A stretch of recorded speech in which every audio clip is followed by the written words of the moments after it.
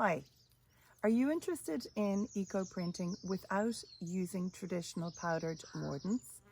Would you like to learn about one of my favorite leaves to use when coloring textiles? If so, this video is for you.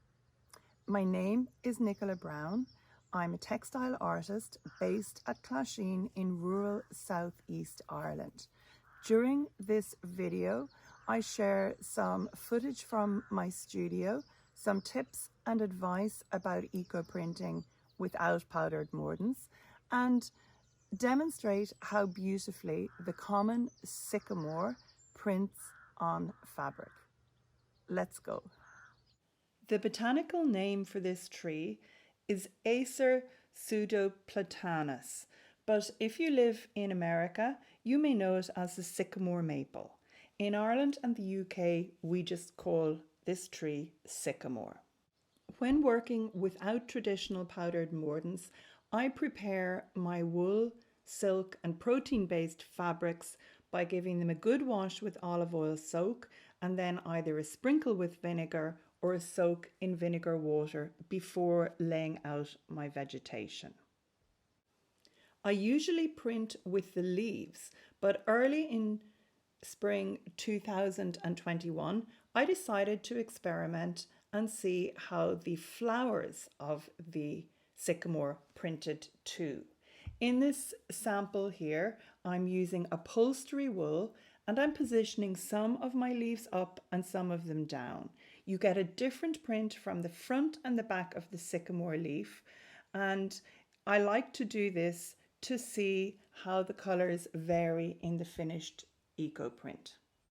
If you work by yourself, a good tip is to position a bucket or a heavy container with water at the end of the bundle you're rolling up.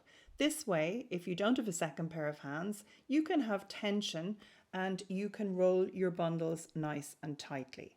Eco printing is a direct contact print, so it's important to make good contact between the vegetation and the fabric. If you're finding this information helpful already and are interested in future updates from the felting, eco-printing and natural dye borders at Clasheen, please hit that subscribe button and bell below now. Here's another piece of wool, this time a beautiful woven scarf, the fabric I bought in France, and I'm using sycamore again to colour this textile. I have some leaves up and some leaves down, and the pipe that I'm going to roll this bundle on is actually rusty metal. Sycamore and iron, rusty or otherwise, has a fantastic affinity, and this will help lead to really strong prints when I'm working without traditional powdered mordants. The iron of this pipe is actually acting like a mordant, and you're going to see a dramatic effect in the finished scarf. I'm also adding a sycamore leaf under my string that I'm tying with, and this will leave a beautiful print under the tie marks. Once my bundles are complete, I then process them for approximately 2 hours in an aluminium pot. So how did the sycamore leaves and flowers print on the upholstery wool? I was really delighted with these results. The flowers actually did give a distinct print, and there were some beautiful greens from the leaves. This also was due to the fact that I rolled this specific piece on a copper pipe.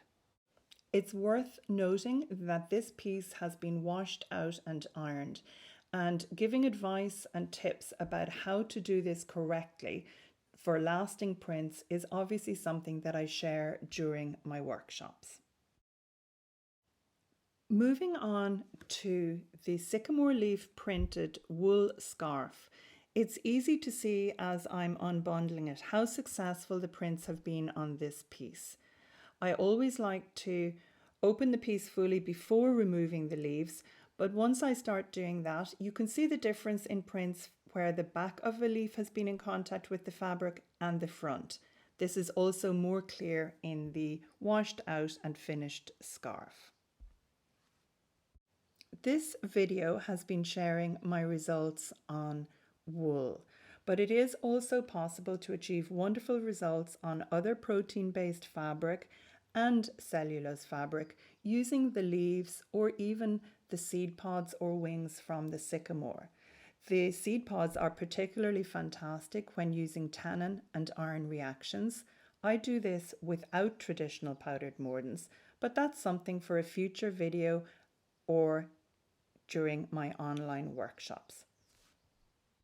For more tips and advice from my eco-print and felting studio at Clasheen, please consider subscribing and hit the bell now, and check out my series with recommended vegetation for using in the eco-printing pot without powdered mordants.